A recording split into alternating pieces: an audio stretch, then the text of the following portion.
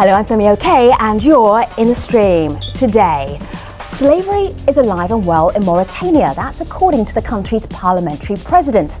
We explore why the practice continues despite a government ban.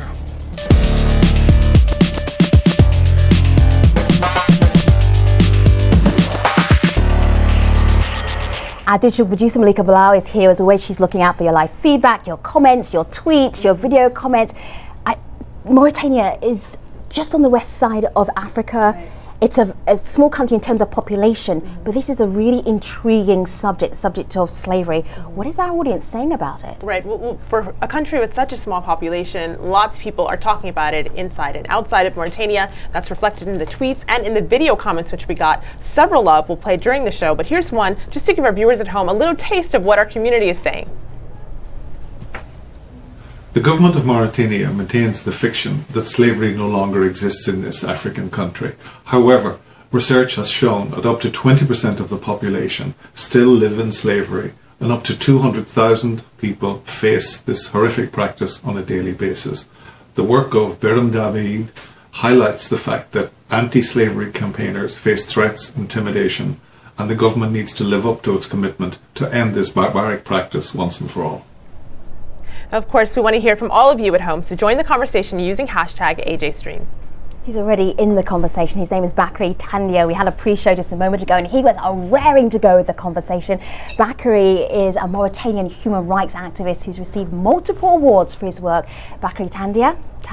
Yeah, thank you. I am very excited about the point raised by Abidin when he said that... Tandia, I'm going to just get you to pause right now. See, this is how good he is. He can't wait to get the conversation started. It's amazing. I'm going to ask you to pause just for a moment because we have a few more things to do. I'm going to introduce the rest of the guests for our audience who weren't watching the pre-show. But I wanted to tell the audience how excited you were to be part of this program. You see, I wasn't fibbing. So, there are endless ways to be in the stream. We've got Twitter and Facebook and Google Plus and a video record tool as well. This is our video record tool down here. That's the tool that Jim used when you heard that comment that Malika just played a little bit earlier.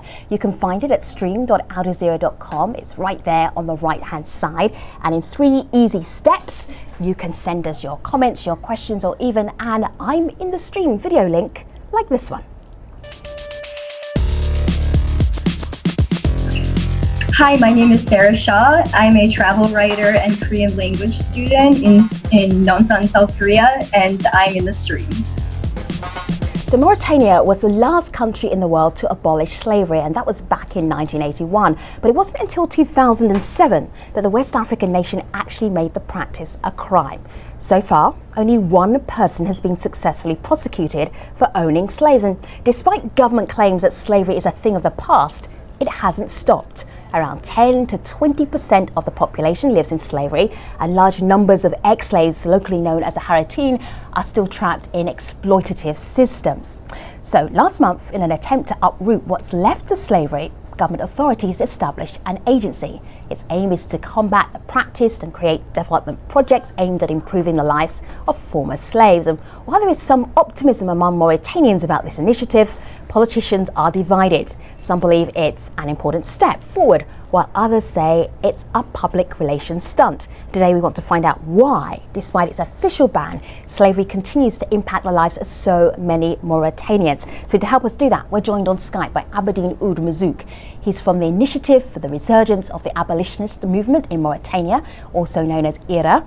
In our Google Plus Hangout, Nasser Wadadi is a Mauritanian activist and outreach director for the American Islamic Congress. And Saidou Ouane is a Mauritanian blogger and human rights activist. Gentlemen, it's great to have all of you in the stream. I just have to say before we really get started that we did reach out to a number of government agencies at the Mauritanian administration to join the program, but they either did not get back to us or they were unavailable. I'm going to start the conversation with Nasser. Nasser, this is really intriguing for us as an international community. So slavery is illegal in Mauritania. It was abolished in 1981. So what kind of slavery are we even talking about today? We're talking basically about two situations. The first situation, which is the most extreme, which is you have people who are still living within family setups and who were raised with the belief that there are slaves. And therefore, that's the way of life that the only way of life that they were introduced to. And there goes the belief that they're basically in the afterlife, getting into heaven depends on their obeying their masters. The second type that we're talking about, which is more like the United States and the Reconstruction period, you have people who are descendants of slaves, who, by the way, no one knows the exact breakdown of the population of Mauritania. It's one of the best kept secrets. But what do you mean? But Nasser, what do you mean by that best kept secret? What do you mean? It is the best kept secret because the government refuses to reveal the exact ethnic breakdown of the population, and that has profound implications for the sharing of power and representation, and therefore access to fixing the problem. But to continue on the idea of explaining the second type, which is the situation where the Haratin are, the Haratin are basically at the bottom of the social ladder in Mauritania. They're the poorest. They're the most excluded from the system, even though that theoretically, on paper, there are no laws discriminating against them.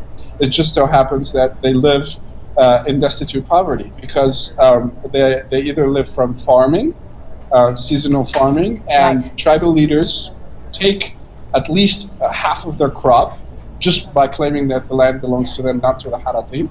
And the second thing that is worth mentioning there is that ultimately the Haratin are overrepresented in the categories of poverty. It doesn't say that other Afro-Mauritanians or Moors are not poor. They're dirt poor as well. The only problem is they don't have a societal system that would allow them to climb up the ladder. So therefore the system is rigged against them. And Nasser, it's interesting that you mentioned that. We have a Facebook comment from Ahmed who says, what's taking place now in Mauritania is not the classical form of slavery. It's a persistent but slowly fading marginalization of slave descendants who are increasingly demanding more representation. So you mentioned the Haratin. I want to go to Abedin in our on Skype to talk about this marginalization and whether or not that's the bigger issue right now.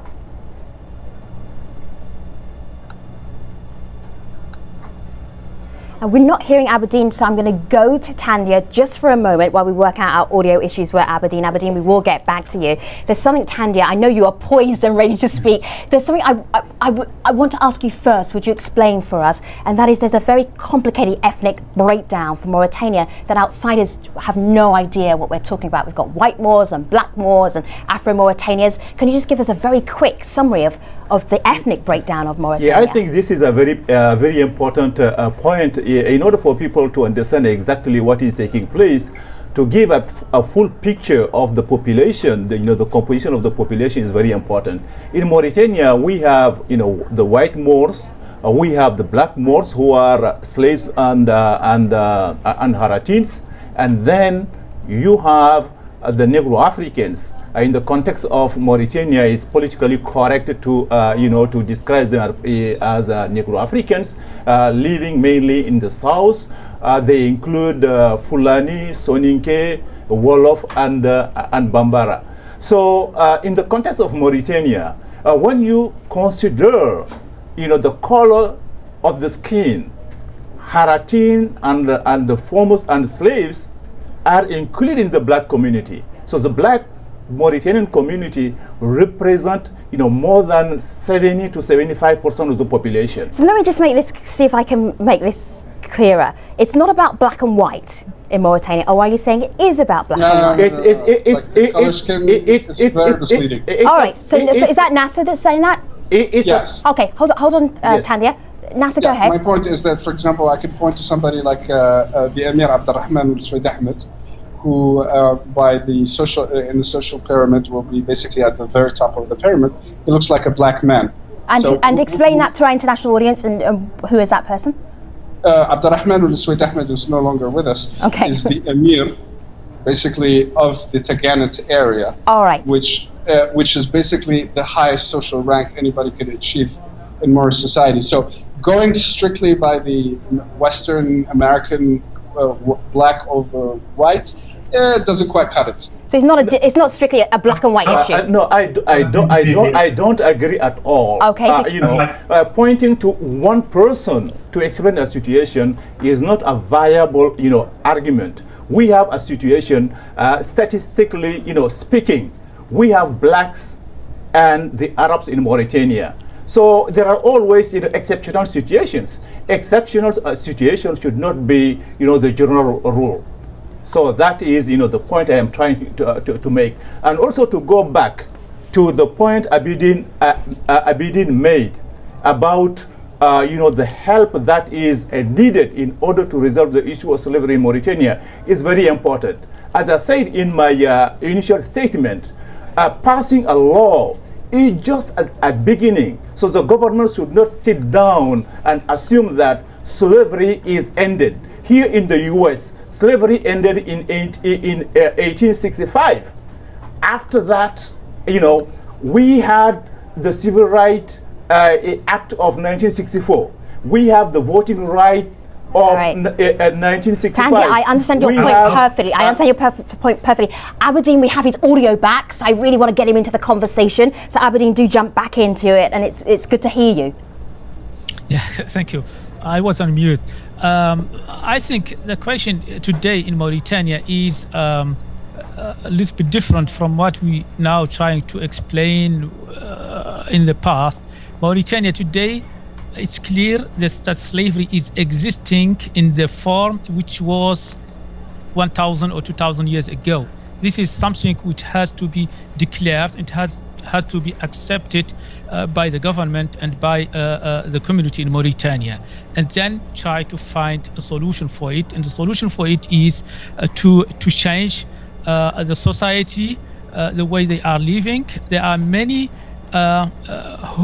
books which are the basic for our constitution, for our Sharia and so on. These books has to be forbidden. This book has to be destroyed and not to be used in the school, in the university, in the high institute. So Aberdeen, am I right in thinking that parts of Sharia law mention slavery and that it's totally okay? I'm summarizing in a horrible way. These books are the base for the existing of slavery, and these books are accepted and used only in Mauritania, and that's the reason why Mauritania is still having this kind of slavery. And it's not a question about white and black. Right. It is the slavery. It's existing everywhere in Africa in the past, but today the type of slavery which is in Mauritania, it's mainly between white and black, which is visible for everybody. There is many other forms in slavery which is within the black community themselves, but they are not similar to what we live today, what we see today in Mauritania. Okay, Malika. I want to play a video comment. I want to play a video comment from one of our community members. We got so many of them, and I'd be remiss to not play a few of them. Abidin, I want you to have a listen to this. Slavery in Mauritania is a pandemic. It's very hard to cure this disease because the more don't have, or they don't want to lose this privilege by any means. So he says it's a pandemic, but we're talking about slavery. What we haven't heard of is what it's like to live as a slave. If I may jump in. Go ahead, Nasser. What does it look like to live in a slave? Having seen this, I mean, personally, my transformational story was basically meeting one such person as a teenager, basically 11 years old or something like that. Having returned from abroad to my father's village, I met a young boy who was basically never finished playing with us, and he was basically scorned by the other boys. And then finally, I managed to figure out what was his deal. This is a young boy who was inherited between 4 families, and he was basically on a timeshare. And he had to spend a period of the week with each one of the siblings who inherited him. And that boy never got to education and never quite got around to enjoy the full privileges of equal citizenship. And ultimately, his life expectancy will be lower than others. And he will grow and most likely live and die in poverty. And the worst part of it all is that we're talking about a 100% Muslim society. And the worst part about all of this is that this is sometimes is tolerated under some religious rhetoric. So living, what is it like to live like a slave in Mauritania is basically deprived from your freedom, the very definition of being a slave. You see, what I find fascinating about you saying that is because, Nas, I hope you don't mind me telling this, but your family, in your family heritage, you actually own slaves and at some point you freed them. What gives you this ability to be able to see slavery as a former family who own slaves in the way that you do? I mean, look, and this is the paradox of one of the paradoxes of the conversation about slavery in Mauritania. See, my father, upon acceding to his inheritance, because he grew up as an orphan, his first act was to free his slaves and give them plots of land. But that very same generation of people do not want to have the conversation about slavery.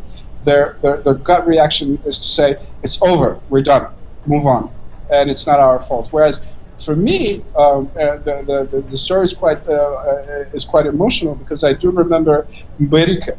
Mberika was the Haratin lady who raised my father and who cherished me and loved me like her own child, and would even fend off other kids if they were, whenever they were mean to me. But Mberika is a descendant of, is basically lived her entire life as a Haratin. And I feel that it is our moral duty to the Barikas, to our mothers who raised us and did so much for us, and frankly, who we profited from, to recognize their suffering by moving forward on this issue and being candid about it. So people my age do not feel responsible for slavery, just to be very clear, but we feel that we have a moral duty to combat slavery and its whatever, like the poverty and the discrimination that engendered from that culture and extinguishing it forever. And that's the only way we can be consistent with ourselves, with our Islamic heritage and our belief in the concept of human rights. Saidu, excuse me? Saidu, Saidu, yes, go ahead. Saidu is going to speak next, gentlemen, because we haven't heard from him much yet. Go ahead. Okay. Yeah, just to continue on what Nasser was saying, these slaves, they're our own. They're a property of their masters, and they're brainwashed into believing that they have to obey the masters. This type of slavery, there's no chains holding them. It's all in the head. And just, if I may, just go back to what we were discussing earlier on the demographics of Mauritania. This has to be said without being sugar-coated, that slaves, that Mauritanian slaves are Africans stolen by Arab tribes. Arabs in Mauritania arrived around the 14th century and pushed Africans further south. And through the wars, black Africans were stolen and made and taken into slavery. That's where the Haratin community originates from. So this has to be said. I know it's very sensitive in Mauritania, especially within the Arab community. Like so Saidu, how about when there are black Africans who are also slave owners? What's happening there? Now, that also has to be clarified, because many, especially apologists and people from the government, have raised this issue, which isn't slavery. It's the problem of the caste system within black Africans that is present as well within the Arab community. Do you know, gentlemen, do you know what I'm hearing at the moment? I want to jump in. Yes, you know, if I may finish. Yeah, please finish swiftly, because we're almost at the end of the show. Okay, and then we'll move on. That caste system is basically a perversion of the old organization of African society, where you have teachers and agricultures. So in present day, in modern Mauritania, this ancient organization has been perverted into a caste system where you have one caste is inferior or superior to another. But it isn't slavery. Blacks do not own slaves in Mauritania. See, gentlemen, I feel that you're all stuck on one simple point. When I ask what's slavery and who's keeping slaves, we shouldn't spend 20 minutes talking about that. We should talk about, if I may say this, should we talk about progress and what's next? Surely, or is this the problem, that you spend 20 minutes talking about who's owning who? Yeah, I think it is a very important point we need to clarify. When we talk about slavery, we are in Mauritania. We are talking about chattel slavery, individuals who are in owned and who are completely controlled by their masters. So now saying that Mauritania slavery exists everywhere, we know that we have the caste system. So Okay. our issue is not if slavery. All right, Tandia, we've made this point. I really understand the point. Yeah. We understand this point is Excuse not me. getting clarified. Aberdeen, you are Yes. working to end slavery in Mauritania, and I feel that if I'm going to get any sense of what's next, I'm going to get it from you. Tell us Yeah. about how much progress you're just- making. I want just to mention the story Nasser is telling is an exception situation. It's happening everywhere. It shouldn't be the normal way how to get slavery ended in Mauritania. The community of Haratin started fighting against slavery in the 17th when the current president of the parliament, Mr. Masoud Belkhair, who's the president today of the parliament in Mauritania, and Boubacar Masoud, he's the president of SOS Club. When they started campaigning against slavery at that time, that's the beginning. And But Aberdeen, tell me what the you're fight we doing have today. the fight we have today and the success we have today is results of that what they did in the past. But the regime in Mauritania since then started a campaign against the anti-slavery activists. Right. And today, if you see the regime is not ready to end the slavery, it's doing everything against the defender of the human rights. Okay. For example, the new agency that they created today, why they take a director for that agency who is a master, he's having his own slaves. All right, so Aberdeen, I'm just going to ask you something very quickly. It's illegal to own slaves, so how is it possible, Aberdeen, hold on one second. Yes. How is it possible for the head of the agency that's helping to end slavery in Mauritania to be a slave owner? Don't you mean he's a former slave owner? Aberdeen? I did get the question, please. I'm going to pick up on this question. We're going to pick up on this question in the post show at stream.aljazeera.com. Malika, I can tell that this is the conversation is hard. So goodness knows what it must be like down on the ground. Oh, exactly. And it's interesting. He mentioned the agency. That's something that I think we should pick up on the post show. We have Right. this Facebook comment from Ning who says it's one thing to ban something, it's another thing to make sure it's enforced. All right. I can tell all of our guests. Tandia wants to say something. Tandia, you can, but not yet. Stream.aljazeera.com. And all of our guests have more to say. We'll be picking it up at stream.aljazeera.com in the post show. This conversation is not even over yet. It's barely begun. But before we get there, here's Malika with some of the other stories that we're following.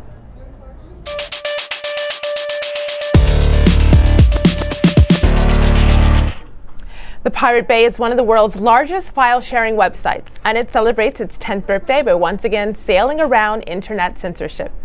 To mark its decade-long run, the site launched a free browser allowing users to get past ISP blockages. It's a simple one-click browser that circumvents censorship and blockades and makes the site instantly available, they explain on their blog. Well, that was welcome news to residents of countries where governments have tried to shut down Pirate Bay, citing intellectual property laws. Since the news broke, the celebratory tweets have rolled in, with netizens sharing news of the browser from Turkey to Thailand to Bangalore, India. The admins of Pirate Bay took to their site to thank their supporters, acknowledging they really didn't think they'd make it this far. Next, online hate speech in Pakistan now has witnesses. Through screenshots and link sharing, a new website is asking Pakistani web users to take action against hate. By making messages like these public, the site hopes to discourage the perpetrators, and it's receiving praise. Shahryar tweets, "Your hatred has witnesses. It'll be shown to the public. You will be shamed. Nafrat Aggregator is up to the task." The site's creators say their ultimate goal is to make the internet a kinder, more considerate space. You can find more on that story on our website, and our thanks to Stream community member Asad Hashim for pitching it. If you have a story idea, let us know. Tweet us with hashtag AJStream. Femi? See, I'm just looking to see what people are tweeting us right now. They are saying, we're not hearing about progress and steps and solutions. You know where we need to go for that? Post show? Oh yeah.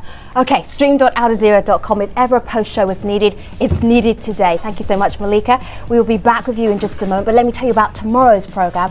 We head to the UK, where a government campaign against illegal immigrants has come under fire. Now, vans encouraging them to go home or face arrest have been spotted driving through immigrant areas. Is this government-sponsored racism or a legitimate way to tackle illegal immigration? We will find out on tomorrow's programme. Thanks for watching.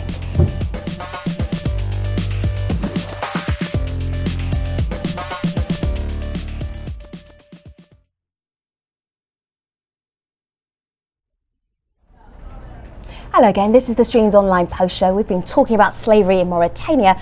Officially, slavery is banned, but unofficially, it continues to affect the lives of so many Mauritanians. We've been talking about the reasons why with our guest. Bakri Tandia is a human rights and policy advocate at African Services Committee. Aberdeen Ould Mazouk is from the Initiative for the Resurgence of the Abolitionist Movement in Mauritania, also known as IRA. Nasser Wadadi is a Mauritanian activist and outreach director for the American Islamic Congress, and Saidou Wan is a Mauritanian blogger and human rights activist. I was saying to Malika in the sort of 10-15 seconds we have between one show and another show, this is hard. It is. What is the community saying, Malika? There's so many different topics. Well, the one that we ended the main portion of our live TV show on was, it's one thing to ban something, it was this Facebook comment from Ning, but if the law is not enforced, then it's meaningless. Enforcement and consequences is the key. So I'm wondering, Nasser, are we seeing enforcement? Frankly, not seriously, because ultimately the entire society, as evidenced by our conversation here, there's a high level of denial about the problem, and at times there's basically an attitude towards the entire problem that basically no one wants to give a straight answer. My straight answer is very simple. The day that we're going to have one man, one vote, and equal citizenship between all Mauritanians, this conversation will be part of the past. The longer we deny ourselves, deny that fact, the longer it will take for us to move forward. And basically, instead of shifting blame and pointing fingers, and it's true, the fact is indisputable that we have basically a series of incompetent governments, but the fact is that once we achieve democratic equality and have one man, one vote, that problem will be solved.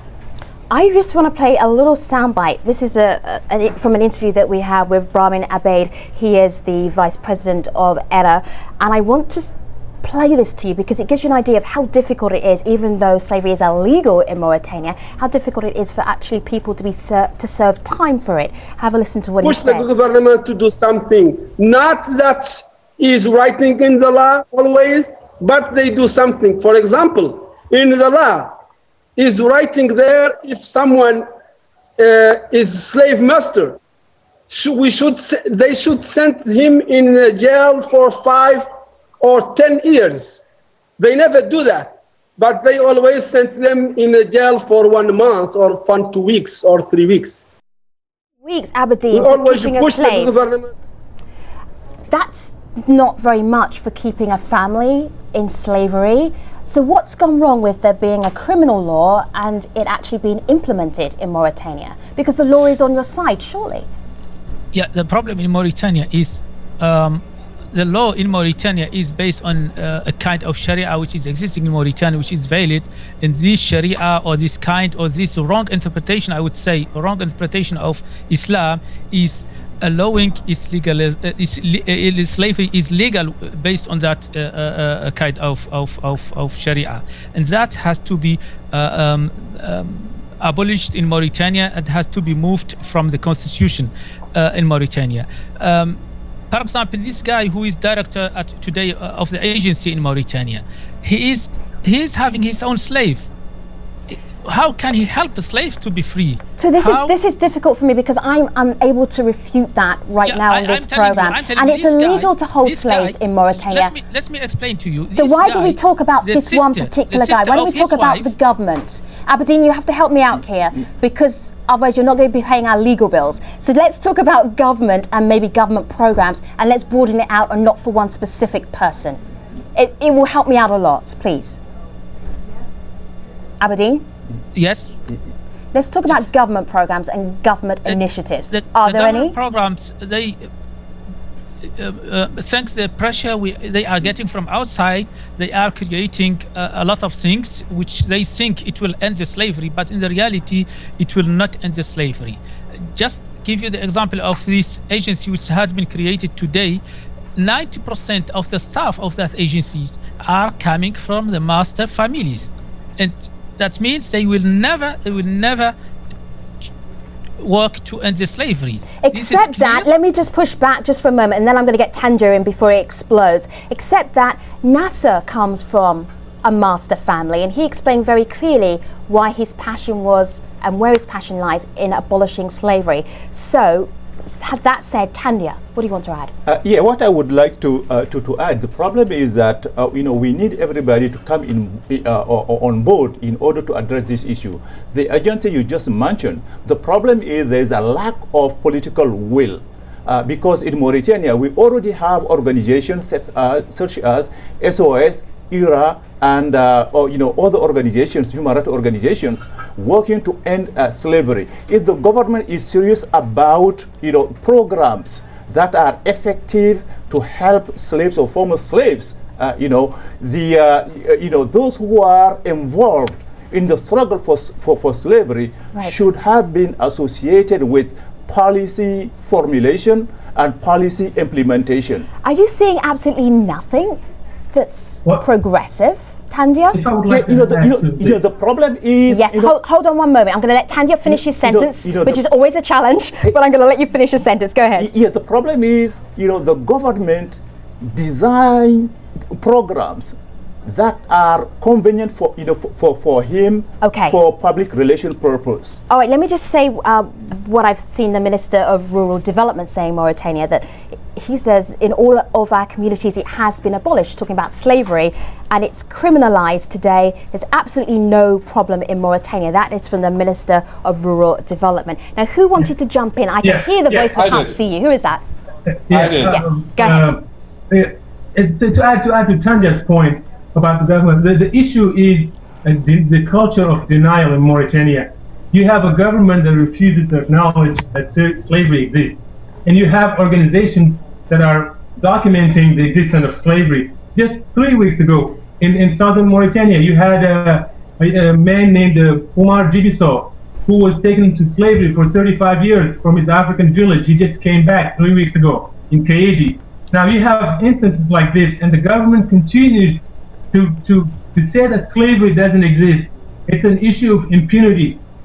Impunity is a culture in Mauritania, and the government doesn't want this subject to be addressed seriously, because if slavery is addressed, a lot of other problems will be also addressed. Problems involving identity, like Nasser said, involving racial discrimination and past genocide against Africans that have been committed by this government right now.